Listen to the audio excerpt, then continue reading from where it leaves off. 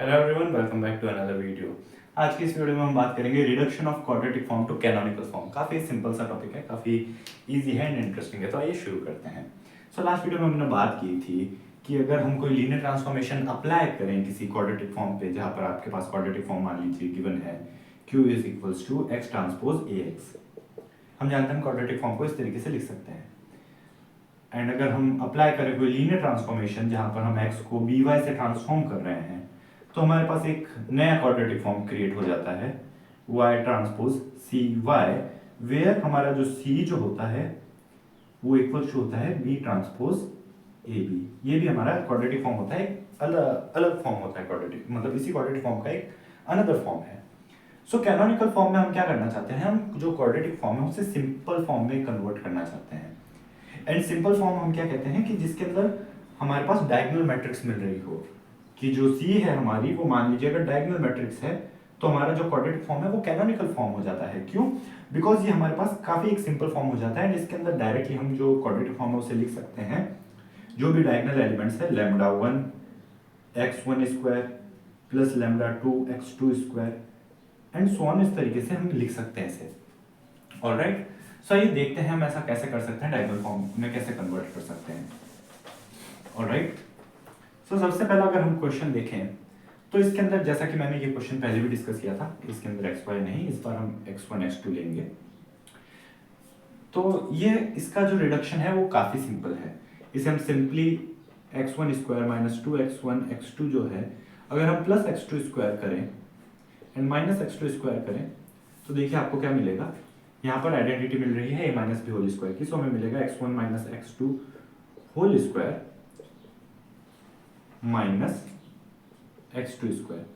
And अगर आप x1 minus x2 को y1 लेट कर लीजिए एंड x2 को y2 लेट कर लीजिए तो आपको क्या मिलेगा, y1 square minus y2 square. Alright, तो हम क्या कह रहे हैं कि y1 equals to x1 minus x2 and y2 is equals to 0 plus x2। इसे अगर हम मैट्रिक्स फॉर्म में लिखना चाहें तो हम इसे कैसे लिख सकते हैं, y1 y2 equals to 1 minus 1 0 and 1। कुछ इस तरीके की हमारे पास मैट्रिक्स मिलेगी x1 x2। ऑलराइट, नाउ ये जो हमने यहाँ पर किया है इसे ही हम करना चाहते हैं डायरेक्ट मैट्रिक्स, डायरेक्ट मेथड से, कि ये तो एक तरीका हुआ, ये तो जब सिंपल फॉर्म है आपके पास तब आप कर सकते हैं। बट अगर आपके पास मैट्रिक्स बड़ी है क्वाड्रेटिक फॉर्म की, 3x3 है या 4x4 है, या फिर यहाँ पर 3x3 भी अगर है, तो इसमें टर्म्स हमें ज्यादा मिलेंगी। ऑलराइट, सो क्वेश्चन किसी भी तरीके से गिवन हो सकता है, आपको कुछ इस तरीके से टर्म गिवन हो सकती है या मैट्रिक्स गिवन हो सकती है। तो डायरेक्ट इंस्पेक्शन से सॉल्व करना हमेशा हमारे लिए सिंपल नहीं रहता, सो इसलिए हम मैट्रिक्स की हेल्प लेते हैं। ऑलराइट, सो मैट्रिक्स की भी हम बात करेंगे, बट इसे आप ध्यान रखिएगा, इसे हम साइड में लिख लेते हैं। मान लीजिए y is equals to 1 minus 1 0 1 x। And अगर हम इसको x के टर्म में लिखना चाहें तो हमारे पास यहाँ पर जो, अगर हम इसे y is equals to bx लिख रहे हैं मान लीजिए, सो b इनवर्स से अगर हम मल्टीप्लाई करें सो हमें यहाँ पर b inverse y is equals to x मिलेगा। सो अगर x के लिए लिखना चाहें तो हमें यहाँ पर इस मैट्रिक्स का इनवर्स लिखना होगा। सो मैट्रिक्स का इनवर्स क्या होगा, 2x2 मैट्रिक्स है, सो डायगोनल एलिमेंट्स को स्विच कर लीजिए, वही एलिमेंट्स है 1, 1 एंड जो दूसरे एलिमेंट्स है उनका साइन चेंज कर दीजिए, सो -1 का +1 0। एक तो हमने डायरेक्ट मेथड से फाइंड आउट किया। ऑलराइट, अभी हम स्टैंडर्ड मेथड से, जो मैट्रिक्स का मेथड है उससे हम सॉल्व करके देखेंगे कि क्या हमारे पास सेम रिजल्ट आता है या नहीं आता है। सबसे पहले हम मैट्रिक्स फाइंड आउट करेंगे। A is equals to, quadratic form की मैट्रिक्स हमारे पास क्या होगी यहाँ पर, x1 and x2, again x1 and x2। x1 square का कोएफिशिएंट क्या है, 1 है। x1 इंटू x2 का कोएफिशिएंट क्या है, -2, -2 का हाफ क्या हुआ, -1 एंड -1। x2 स्क्वायर का कोएफिशिएंट क्या है, 0। सो ये हमारे पास A मैट्रिक्स कंसिडर हो चुकी है।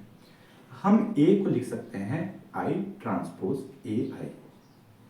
अब जैसा कि आपने 11th या 12th स्टैंडर्ड के अंदर मैट्रिक्स का इनवर्स फाइंड करना सीखा होगा, जिसमें हम A को लिखते हैं A into I and then हम क्या करते हैं, हम कॉलम ऑपरेशंस लगाते हैं या रो ऑपरेशंस लगाते हैं एंड जो LHS पे जो टर्म होती है उसको आइडेंटिटी में कन्वर्ट करते हैं एंड RHS पे जो आइडेंटिटी मैट्रिक्स होती है वो हमारी ए इनवर्स में कन्वर्ट हो जाती है। सो वैसा ही कुछ काम हम यहाँ पर भी करेंगे, बहुत सिंपल है। ऑलराइट, सो ए को हम लिख सकते हैं, जो ए मैट्रिक्स हमारी वो गिवन है 1 -1 -1 0, and I transpose again I ही होगा 1 0। ए को एज इट इज ऐसे ही रखेंगे हम, इसे हमें चेंज नहीं करना है, 1 1 0 0। नाउ अब हमारा एम ये है कि हमारे पास ये जो मैट्रिक्स है यहाँ पर LHS पर, ये डायगोनल फॉर्म में कन्वर्ट हो जानी चाहिए, इसके नॉन डायगोनल एलिमेंट सभी 0 हो जाने चाहिए। सेकंड बात हमारे पास क्या है एम, कि जब हम ये करेंगे तब हम ये इस तरीके से करेंगे कि यहाँ पर हमारे पास जो मैट्रिक्स आ रही है, ये मैट्रिक्स इस मैट्रिक्स का ट्रांसपोज हो, तभी तो हमें मिलेगा B ट्रांसपोज AB। ऑलराइट, अगर ये B में कन्वर्ट हो तो ये B ट्रांसपोज में हो। तो उसके लिए क्या करेंगे हम यहाँ पर रो एंड कॉलम ऑपरेशंस दोनों लगाएंगे, सेम ऑपरेशंस लगाएंगे। जो रो ऑपरेशंस लगेंगे वो इस मैट्रिक्स पे लगेंगे, एंड जो कॉलम ऑपरेशंस लगेंगे वो इस मैट्रिक्स पे लगेंगे। ऑलराइट, सो सबसे पहला ऑपरेशन अगर हम देखें तो -1 को अगर हमें 0 करना है तो R2 को हम क्या कर सकते हैं, R1 + R2। R1 + R2 करने से हमारे पास R2 0 हो जाएगा। अगर हम रो ऑपरेशन लगा रहे हैं तो सिमिलरली हमें यहाँ पर कॉलम ऑपरेशन लगाना होगा, तो C2 को हमें करना होगा C1 + C2, एंड अगर हम ये करेंगे तो हमें क्या मिलेगा 1 -1।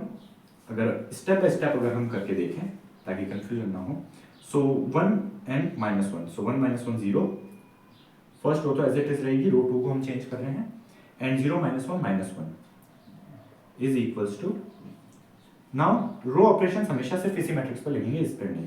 सो 1 + 1 1, 1 + 0 1, एंड 0 + 1 अगेन 1, A 1 0 0 1। नाउ हमें कॉलम ऑपरेशन लगाना है। कॉलम ऑपरेशन अगेन हम यही लगाएंगे, C2 = C1 + C2। नाउ जो C2 है उसमें अगर हम C1 का ऐड दें, सो 1 -1 अगेन 0 हो जाएगा, एंड 0 + -1 -1 ही रहेगा। सो 1 and -1 0 हो गया हमारे पास, एंड 1 + 0 1 हो गया। सो आप देख सकते हैं हमारे पास ये जो मैट्रिक्स मिल रही है B, इसी का ट्रांसपोज हमें यहाँ पर मिल रहा है, सो ये B ट्रांसपोज है। तो हम क्या कह सकते हैं कि हमारे पास D जो है वो कुछ इस तरीके से आ रही है, B ट्रांसपोज AB, एंड जो क्वाड्रेटिक फॉर्म है हमारा वो कैसे फॉर्म में कन्वर्ट हो चुका है, एक कैनोनिकल फॉर्म में, बिकॉज 1 and -1 है, इससे हम लिख सकते हैं डायगोनल 1, -1, यानी कि जो हमारे पास क्वाड्रेटिक फॉर्म है वो क्या है, y transpose diagonal 1, -1 into y, and इसे हम क्या कैसे लिख सकते हैं, ये हमारे पास आएगा y1² - y2², एंड यही रिजल्ट हमें डायरेक्ट मेथड से भी मिला था। हमें जो B मैट्रिक्स मिली है x = by फॉर्म की, वो हमें 1 1 0 1 ही मिली है। तो हमें कौन सी मैट्रिक्स मिलेगी, ऐसी मैट्रिक्स मिलेगी जिसके लिए x = by। Alright, and x = by जो हम करेंगे तो देखिए x1 एंड x2 जो है हमारा वो ट्रांसफॉर्मेशन, ये B हमें क्या मिला है, लीनियर ट्रांसफॉर्मेशन मिला है एक 1 1 0 1 इंटू y क्या है, y1 एंड y2। जब आप इसे अप्लाई करेंगे तो हमें मिलेगा y1 + y2 एंड y2। तो यानी कि कैसे हमें अपने वेरिएबल को ट्रांसफॉर्म करना चाहिए किसी दूसरे वेरिएबल में जिससे हमें डायगोनल फॉर्म मिले, ये हमने यहाँ पर फाइंड आउट किया है। ऑलराइट, नाउ सेम जो रिजल्ट है, सेम जो तरीके से हम यहाँ पर सेकंड क्वेश्चन भी हमारा सॉल्व कर सकते हैं। तो आइए देखते हैं। हम लिखेंगे सबसे पहले हमारी मैट्रिक्स A। मैट्रिक्स A है हमारे पास 1 -2 4 एंड -2 2 एंड 0 0 एंड 4 एंड यहाँ पर क्या है -7 is equals to I transpose क्या होगा, अगेन आइडेंटिटी ही होगी 0 0 0 इंटू A एंड 1 0 0 0 1 0 0 0 1। सो इस तरीके से हमने ये मैट्रिक्स लिख ली है, एंड अब हम रो ऑपरेशंस एंड कॉलम ऑपरेशंस लगाएंगे। उससे पहले अगर आप चैनल पर नए हैं तो सब्सक्राइब जरूर कीजिएगा, एंड वीडियो पसंद आए तो लाइक जरूर कीजिएगा। नाउ हम देख सकते हैं हमारे पास यहाँ पर 2 है, यहाँ पर -2 है। सो सबसे बेस्ट हमारे पास ये ऑप्शन है कि हम R1 एंड R2 को ऐड कर दें। ऑलराइट, सो हमें क्या लिखना होगा, R1 to R1 plus R2। And अगर हम ये कर रहे हैं तो हमें C1 to C1 plus C2 भी करना होगा। R1 to R1 plus R2 अगर हम करेंगे सो 1 एंड जब हम ऐड करेंगे सो 2 minus 2 0 हो जाएगा, 1 minus 2 minus 1 and 4 plus 0 4, then minus 2 to 0 as it is, 4 0 minus 7 as it is, then R1 plus R2 यानी कि 1 1 0 0 1 0 and 1 0 0। एंड यहाँ पर अगेन हम वही चीज़ करेंगे जो हमने यहाँ पर की है। आपको वापस से जो ऑपरेशन है उसे लगाने की ज़रूरत नहीं है। हमें यहाँ पर पता है कि ये जो मैट्रिक्स होगी ये इस मैट्रिक्स का ट्रांसपोज होगी, सो आप इसे डायरेक्टली ट्रांसपोज के फॉर्म में लिख सकते हैं 1 1 1 0 1 1 0 0 1 0 एंड 0 0 1। आपको बार बार अप्लाई करने की जरूरत नहीं है, आप एक ऑपरेशन लगाइए एंड दूसरे को डायरेक्ट लिखिए। सो हम यहाँ पर अगेन इस एलिमेंट को भी डायरेक्ट 0 लिखेंगे। ऑलराइट, नाउ जो हमारे पास 4 है उसे भी हमें 0 करना है। सो 4 को 0 करने के लिए क्या हम कर सकते हैं, R3 to R3 plus 4R1। जैसे ही हम ये करेंगे सो 4 minus 4 होगा एंड -4 plus 4 0 हो जाएगा हमारे पास। सो -1 0 एंड 4 0 2 0। नाउ -4 plus 4 0 हो जाएगा एंड 4 into 0 0 0 plus 0 0 रहेगा। 4 4 16 16 minus 7 हमारे पास बचेगा 9। Alright, so 4 into R1 4 1 4 4 1 4 and add कर देंगे हम। सो पहली दो रोज तो सेम रहेंगी and 4 4 1 A. Now column operation भी हमें यही लगाना होगा, C3 to C3 plus 4 C1। आप चाहे इस पर लगाइए चाहे इस पर लगाइए, आपको रिजल्ट सेम ही मिल रहा है। 4 4 16 16 minus 7 9 and 4 0 0 0 plus 9 9, result same ही मिलना है। सो हम डायरेक्ट लिखेंगे यहाँ पर 0 एंड ये जो मैट्रिक्स है इसी का ट्रांसपोज हमें लिखना है। सो 1 0 4 एंड देन हम इसे लिख सकते हैं 1 1 4 एंड 0 0 1।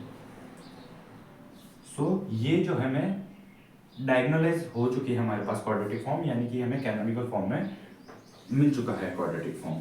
ऑलराइट, सो हमारे पास जो कैनोनिकल फॉर्म है वो किस तरीके का मिल रहा है, diagonal of -1 to 9 Q dash.